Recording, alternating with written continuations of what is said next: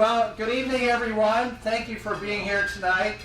And our panelists really have a tough job, and that is to try to make 2050 interesting. Can you do it? All right. I have strict instructions from Vicky's father. He said that the first part of our panel discussion tonight will include a strict 3-minute introduction of each panelist's position. And then after that, we will go into a little round of questions. And Jack Brill told me in his note to me that each answer will not last longer than 60 seconds. Tops. You got that, Dan? Tough for a lawyer, I think. That is very tough. We may fudge that a little bit, but I'm the timekeeper, and I have the big job of keeping this under control. So, why don't we start with our panelists, giving each of them his and her 3 minutes of position on the 2050 plan.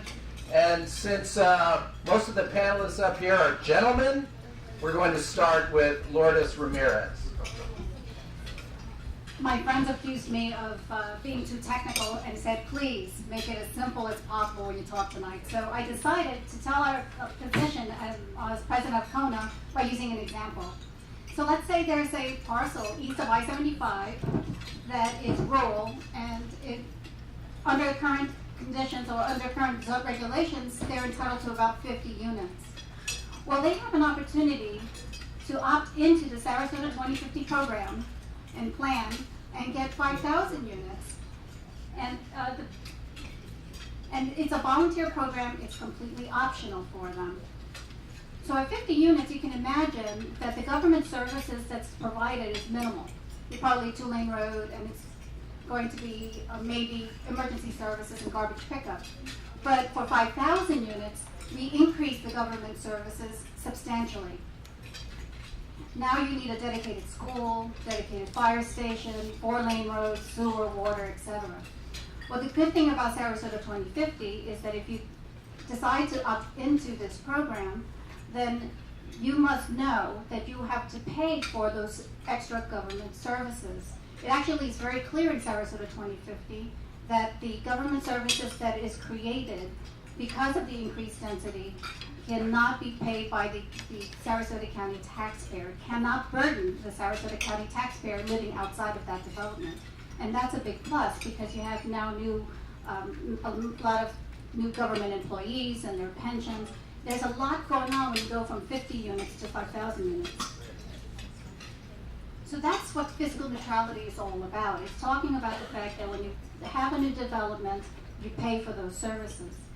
So you can only imagine the concern that Kona and myself, as a Republican, as a taxpayer, when we heard that the number one thing the development community wants to eliminate or reduce or weaken is that provision. In essence, they discovered by building east of I-75 in the rural lands that the development does not generate enough funds to pay for that infrastructure. So now they want the Sarasota County taxpayers to subsidize their development. They want, some of these developments have been approved already, so now they're looking for bailouts because they have been approved under the current condition that they have to pay for government services that they create, and now they're looking for subsidies and bailouts. Our position is that the Sarasota County taxpayer who had no plans, or at least the Sarasota County didn't have any plans to build infrastructure east of I-75, and we don't have the money to pay for that new infrastructure. Everything should be focused on infill and within the city of Sarasota or other municipalities or within the urban area where infrastructure already exists. And we don't believe that we should be subsidizing development, new development in the rural areas. Thank you, Lourdes. All right, why don't we now turn to Dan Lobeck, if you want to take your 3 minutes. I thought we were going to alternate each side. Joe needs to be second, for fairness. I thought they could hear, same point of view. Okay, that's fine. Jody, you ready? Sure. All right. Go for it. Well, let me say, I dare say that not even 25–30% have the real working knowledge and the technical understanding of what 2050 is. But when you think about a plan that seeks to preserve the agricultural scenic view corridors as you go out Fruitville Road and as you go out Clark Road and as you go out even Ibis Road and roads like that in the county, and you see a plan that wants to be self-contained, and you see a plan that looks out into the future for 30 years, that's the 2050 plan. And if you can't envision what it looks like, let me ask you this: do you like how Lakewood Ranch has turned out? The most of it has been in Manatee County. I'll give you that.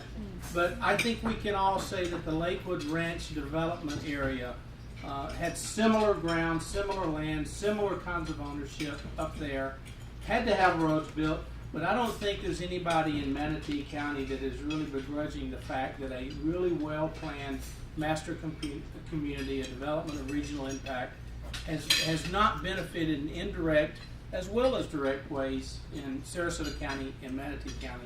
I can say for certain that working now for the most part of the week in Naples, Florida, anytime any new community is talked about in Southwest Florida, Fort Myers, Gateway area, the Bonita area, all of the stuff around Miramar, they all want to compare it to a Lakewood Ranch. And they all say, this can be the next Lakewood Ranch. And so that's the concept of what we have, but with the added assurances of what fiscal neutrality does. And I'm the first one here to support fiscal neutrality. That's the keystone of the 2050 plan for the things that need to be done, and for the trips, and for the people that need to live there, and for the going east of the interstate, if you will. There are added costs, but there are some indirect benefits that we must capture and we must be aware of. And so I'm happy to answer any questions tonight, Matt. All right, so now how about now, Dan? Good. And this. Is this on? Not really. Apparently not.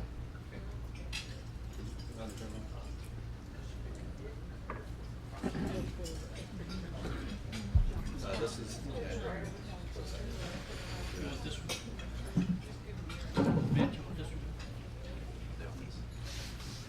Thank you very much, Matt, for their sensitive mics. Is my time up?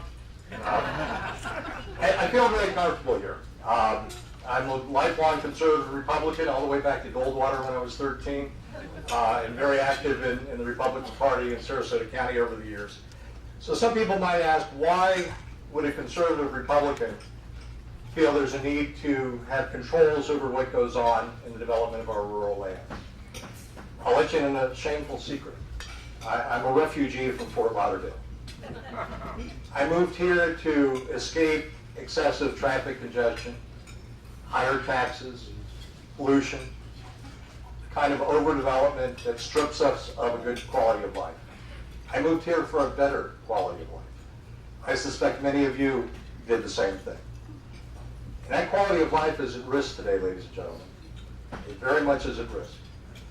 For decades, since 1975, rural sprawl was not allowed in Sarasota County. And that brought back more vitality to our cities. And in 2006, the county decided, under pressure from developers, to open up the eastern lands and to open them up to over 100,000 new residents.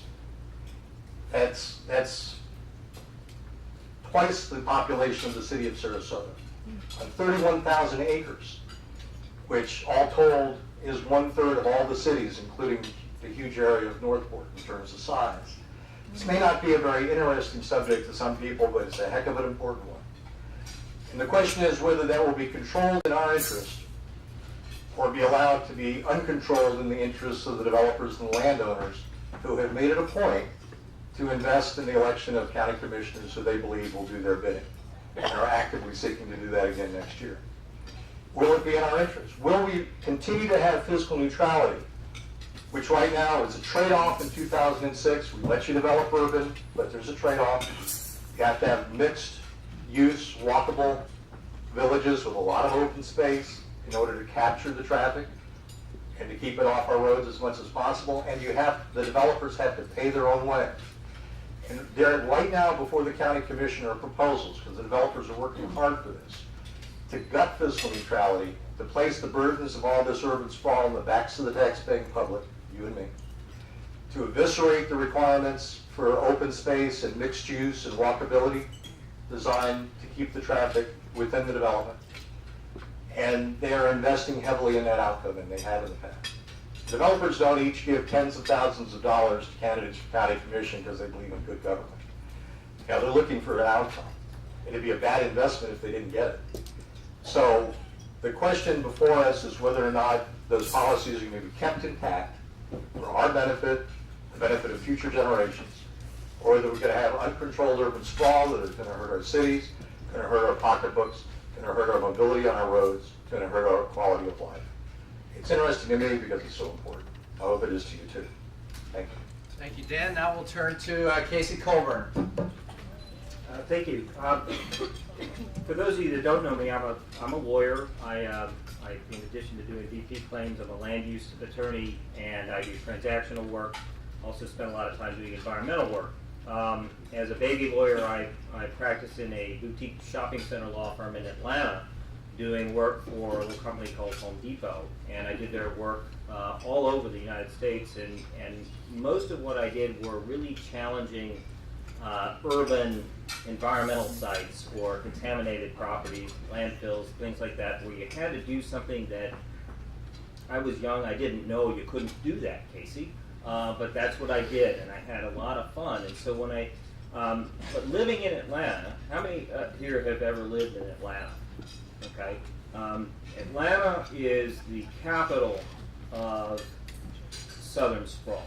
I mean, it is just nuts in terms of the cars and the lanes and the amount of people. It's a great place to do business. It's a city too busy to hate. It is a lot of fun, and you can make a lot of money there. But at any given point, I could be separated from my children who were, just months old.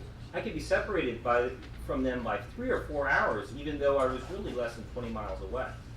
And so I decided I didn't want to live on airplanes anymore, and so my in-laws lived down here. We were here all the time, and like a sicko, I would watch Channel 19 on vacation, and I would see Commissioner Patterson, who I think was Mayor Patterson maybe at the time, talking about, we need to do some more of this downtown redevelopment. We want a master plan, and we're going to grow in our cities, so we can have the people live in the cities where we're not sprawling.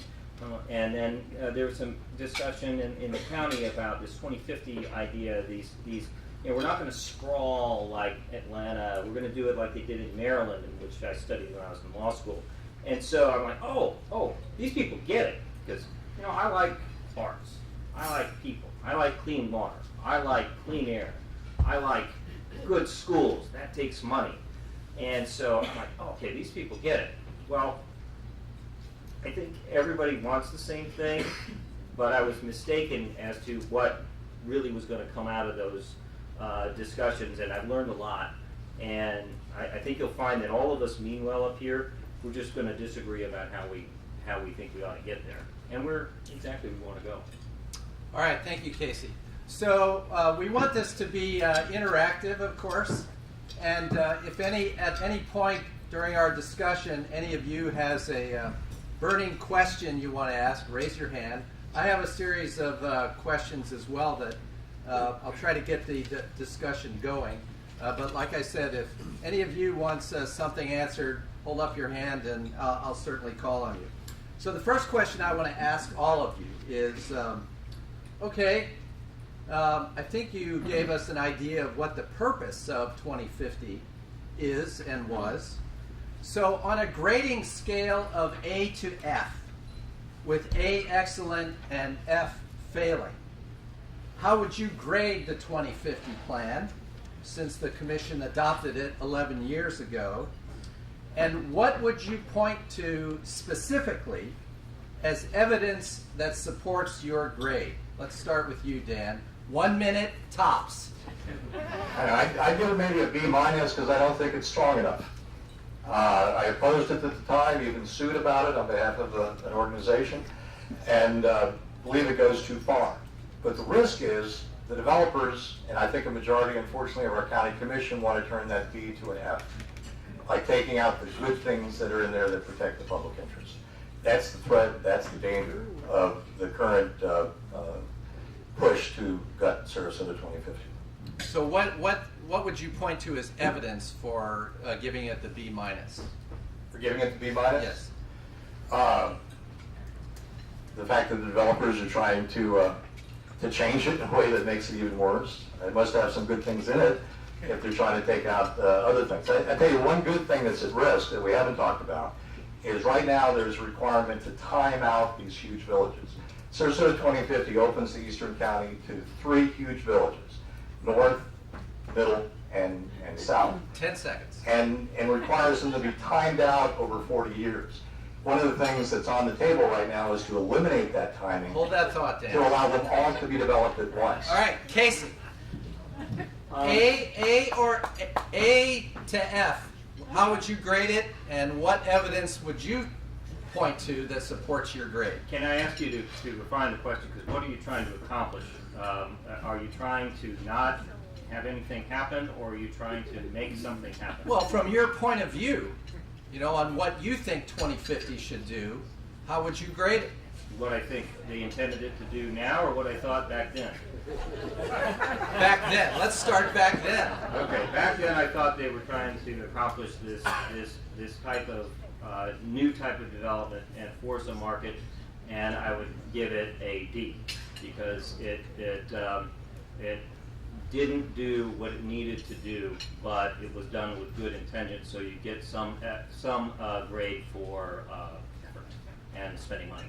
So, but if the intent was really to not have anything happen, and there were some what I consider poison pills put in there to frustrate certain kinds of things that the market needs, then I think it did an excellent job of accomplishing nothing. Great. All right, so Lourdes, we'll ask you, how would you grade it, A to F? And what would you point to as evidence that supports your grade? Although I'm not a big fan of Sarasota 2050, I'll give it a C. I believe that it didn't go far enough to protect the environment. There really isn't a need to build out there when we have so much we can do within the urban area where existing infrastructure exists. But at least they have the provision that requires those developments to pay for the additional government services that they wind up creating. So I'll give it a C. It's just in the middle. I think that if they loosen it, it definitely will go down to an F. All right. Lastly, Jody? Well, I'm going to approach it from maybe a different viewpoint, a different paradigm. If you evaluate it as to was it a workable, effective plan, I'm going to say we failed. Was the concept, was the intent, was the work that was put in it all good? All we have to do is look at the American Planning Association and look at the award that the 2050 plan was given in 2004, I believe it was, and it was like the plan of the year, and so it was something that everybody wanted to do and had to do. And so, with that said, you know, we all yell at the TVs on Saturday and Sunday at the bonehead plays that we see baseball players and football players now during the season make, but yet we're not the professionals, we're not the coaches, we're not the ones. I think the planners that did this did a really fine job. I think the courts have upheld it and have codified that it is a plan that is workable. It does meet with Florida's laws, and I think it needs to be tweaked in light of the economy we're in. Okay, great, thank you. All right, next question. I have a question first for Dan and Lourdes, and then I'm going to follow up with one for Casey and Jody. So Dan and Lourdes, what would you cite as the positive economic effects of 2050 in the 11 years it has been in place? Well, first, me first? Yes. Yeah. First, now let me correct you. It did not go into effect until 2006, which is I count. Since 2006, the positive economic effects. Okay. It has helped improve vitality in our existing urban core. It has helped drive the real estate market, although I know it's a national trend, to new highs. Construction even now, and in the existing urban area, is at new highs, such that you can't make the job argument about loosening up 2050 because the developers can't hire enough people to work on the construction they're doing now. So things are booming, things are successful, there's new vitalities in our city, and if that is because we've delayed growth east of the interstate, I say bullet to that. I'm a little confused. Where is it booming? In Sarasota County? Yes. I'll give you some statistics, as a matter of fact. The real estate, according to the Herald Tribune, competitor of your paper, the first quarter had a faster pace in new residential construction since the market collapsed 6 years ago. The best quarter since the early 2000s in terms of construction. In Sarasota County, it was up 74% compared to 36% in Manatee County.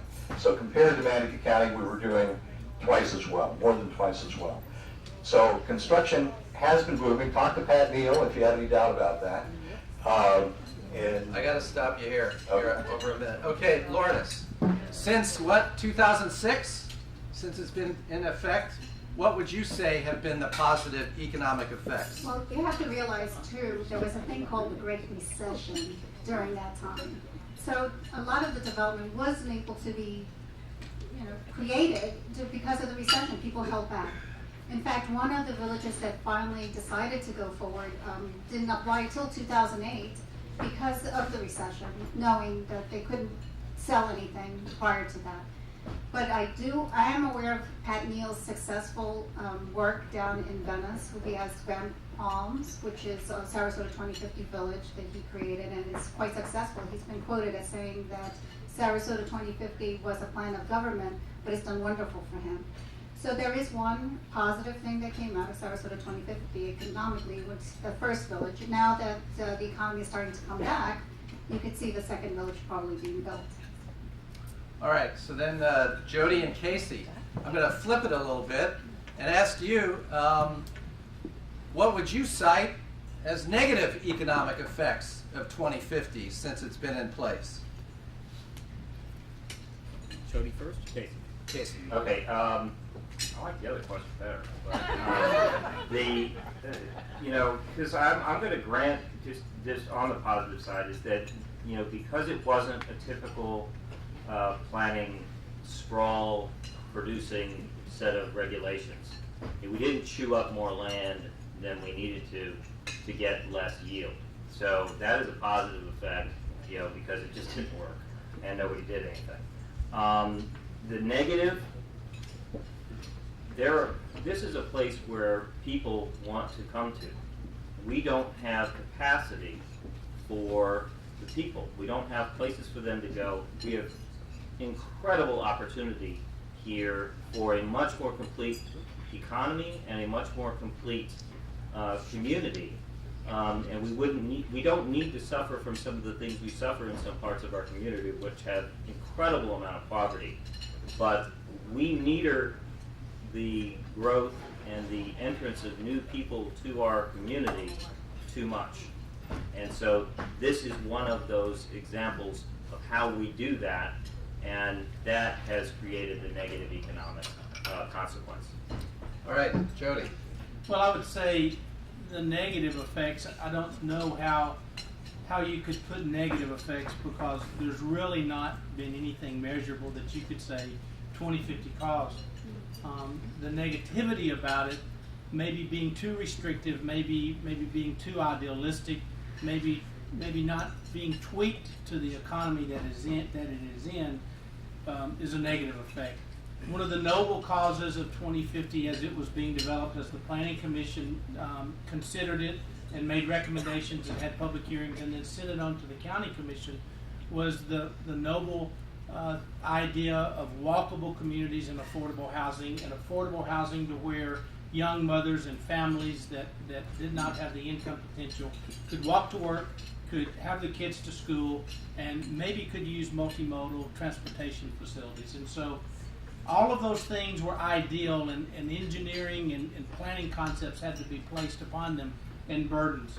But I would tell you that there's nothing, no harm that 2050 has done other than the enormous amount of time that it consumed with the commissioner's business and their agendas.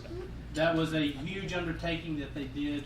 It was a huge distraction when we had to defend 2050 plan in court, and the amount of time that was spent there was a very, very negative thing, I think, on how the county needed to plan and go forward. I would say that's a gift that keeps on giving. Okay, next question.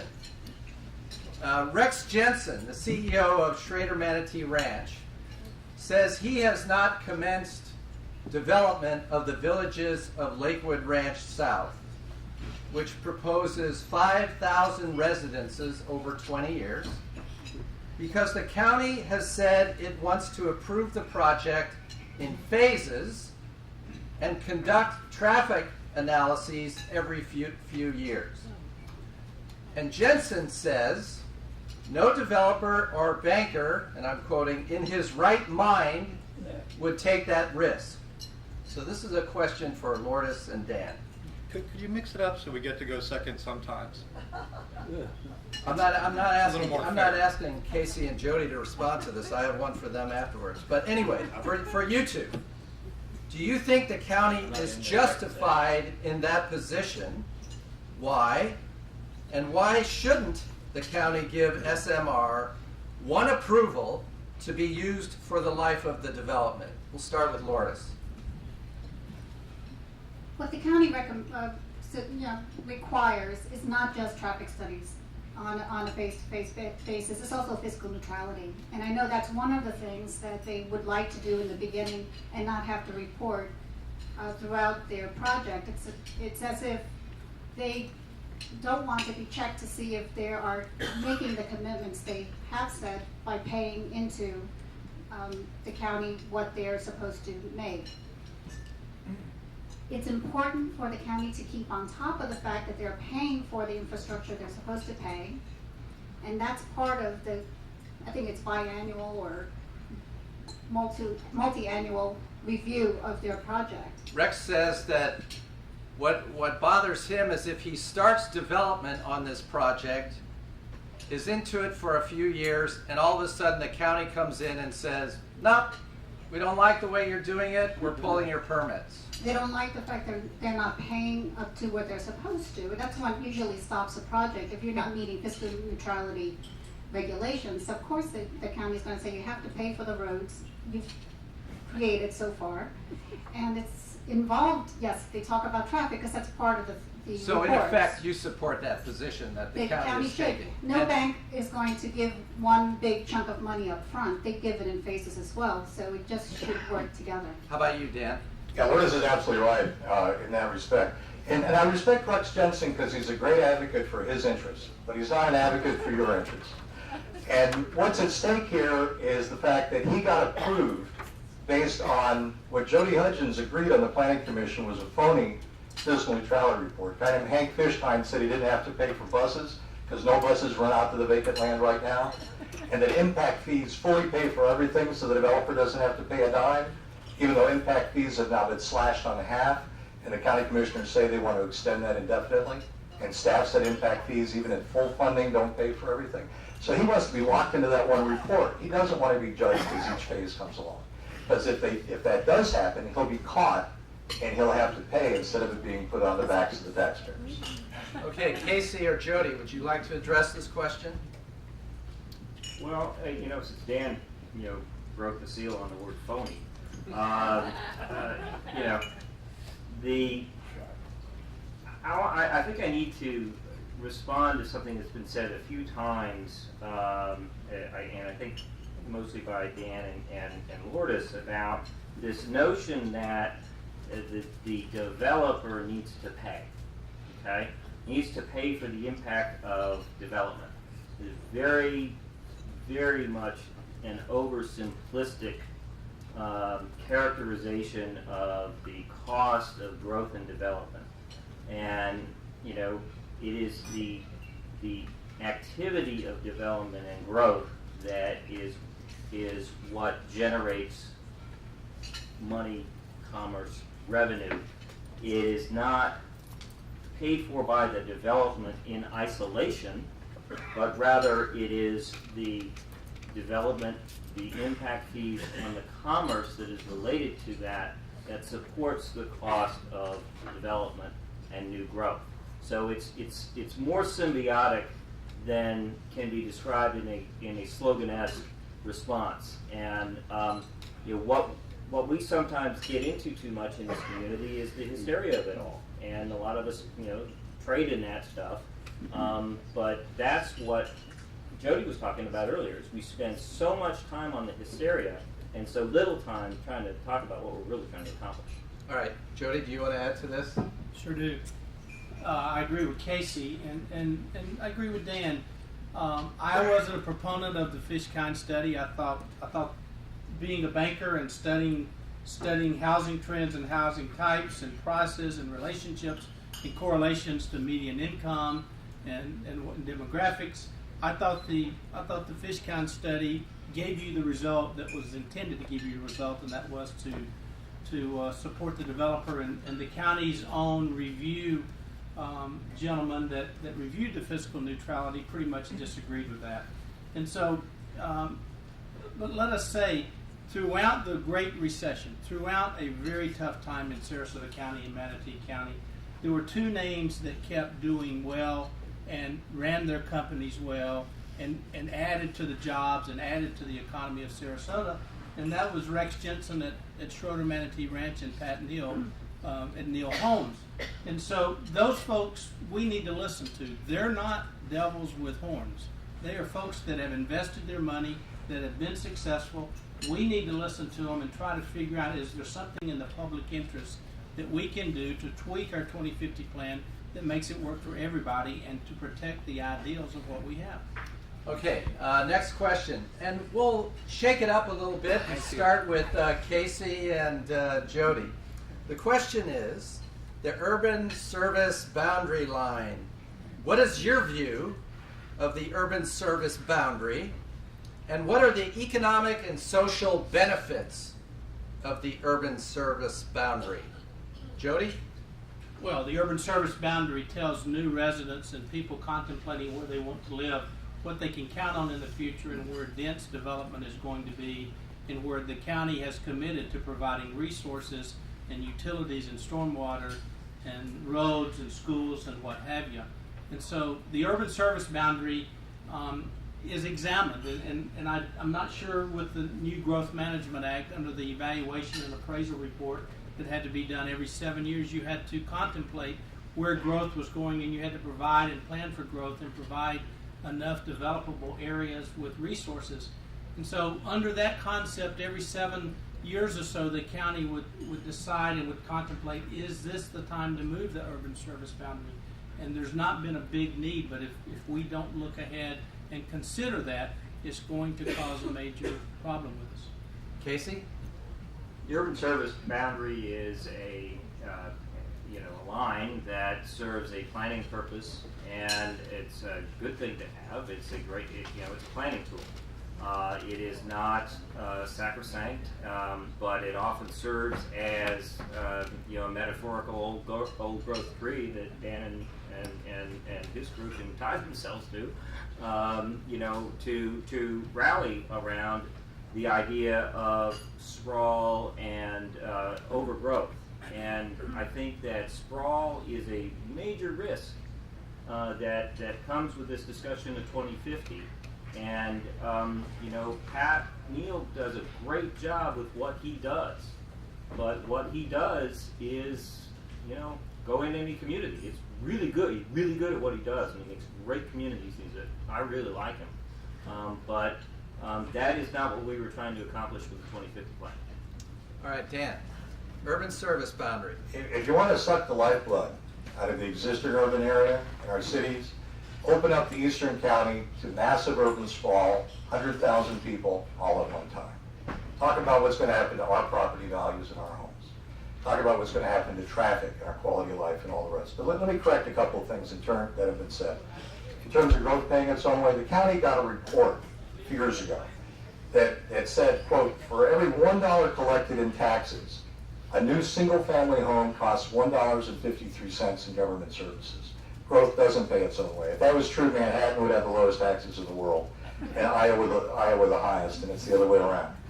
In terms of capacity, there's enough development rights in the existing urban area, this side of the urban service boundary, to accommodate, this according to the county, to accommodate 227% of the projected population over the next 10 years. Enough to give every new resident in the next 10 years 2 1/4 houses. So we have enough capacity in the existing urban area. That should be built first, where, as Laura said, where the infrastructure is, and rather than opening the county to immense urban sprawl. Lourdes. Dan took some of my statements, because I actually have the chart that shows that within the urban service area, the county can have enough capacity for 34,000 homes in the next 10 years, but they only expect about 15,000 families to move in. So we do have quite a lot of capacity within the urban area, where there is existing schools and existing fire stations and the sheriff stations as well. I like the urban service boundary because at least you can count on that those infrastructure exists. So when new families are moving into the area, they're utilizing what already exists. It will be cheaper for us as Sarasota County taxpayers than building new roads and building new schools east of I-75 and adding to our tax burden. So the urban service boundary does serve its purpose. It provides infrastructure that exists, that should be completely utilized. We should keep looking at trying to redevelop within the urban area. Okay, I'm supposed to cut this off at 8 o'clock. It's about 8 o'clock. None of you raised your hands. We got one over here. All right, question. Lightning round. Okay. This was in 2004, and this is for Mr. Hutchinson and Kate Wells for everyone. 2004, Schroeder Manatee sold development rights for 2,000 acres of land to the county for $7 million. And when they did that, they lost their right to build up to the 5,000 units. Okay? They went to the county and lobbied over time, and in 2010, the county gave them back when they approved the DRI that Mr. Hutchins voted against. They approved the 5,000 units, and they kept the $7 million of our money that they got for selling their development rights. How does that sit with a conservative philosophy? Jody, you want to answer that? Is that the way you recall it? Well, I wasn't privy to that. It sounds a bit preposterous. It sounds, the notion of what Ms. Antunes is saying sounds incredulous. I just do not suspect, if all the facts were known, that that's how it came down. All right, Dan. Yeah, we're good. I know all about this too, and it's outrageous. In 1 minute or less? What Schroeder Manatee did was sell its environmental land to the county for $7 million, and then was able to count that for its environmental transfer rights of density into the village. They double dipped, and they double dipped at the taxpayer's expense. This shows the kind of incestuous relationship that occurs between the big developers and our county commissioners all too often. Dawn Patterson, to her credit, said that probably wasn't the smartest thing to do, quote unquote. But it's just one example of a long list of things we could get into about how the developers have undue influence for their benefit against the benefit of all the rest of Well, us. it looks like Casey wants to add to the conversation. But it is an example. It's a great example how you can create a conspiracy out of a business deal. That may have been a good deal for the county, may not have been a good deal about the county. I have no idea what the deal was. And I think there was some overlapping in planning and some of the rules that were in place that had changed over time, but I wasn't part of the deal. But the question, does it boil down to, was it a good business deal for the county and the citizens of the community and SMR? If it's a lousy deal for one side or the other, the deal's not going to hold up.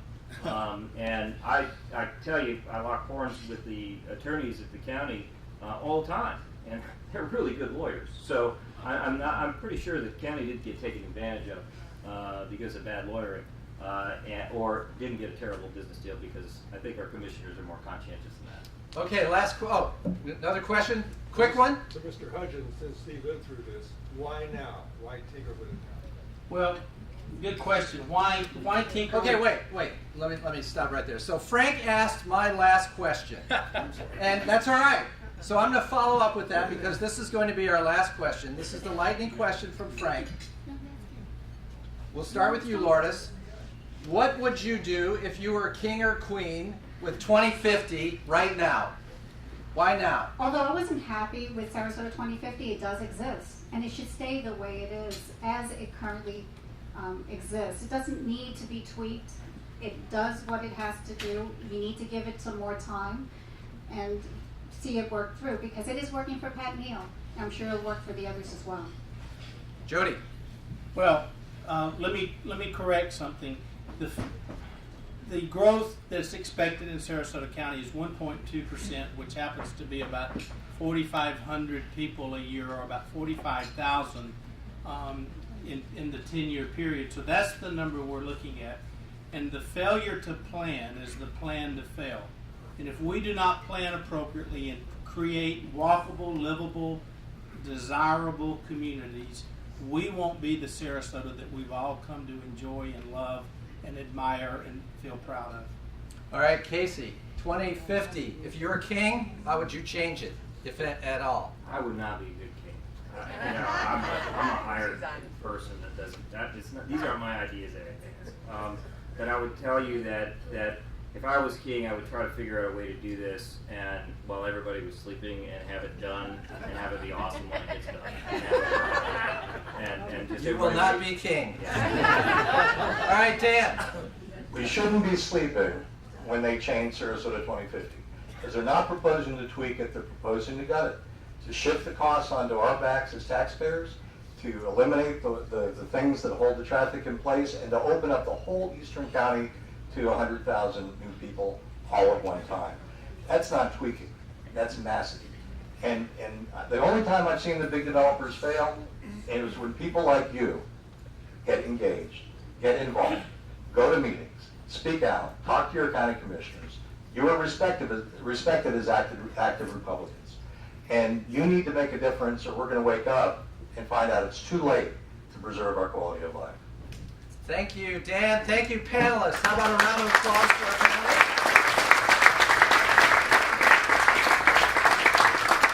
You were a great audience. I think they did a pretty good job of making a very dry subject interesting. And so at this time, I'm going to turn the mic back over to Vicki. And once again, thank all of you for being here tonight.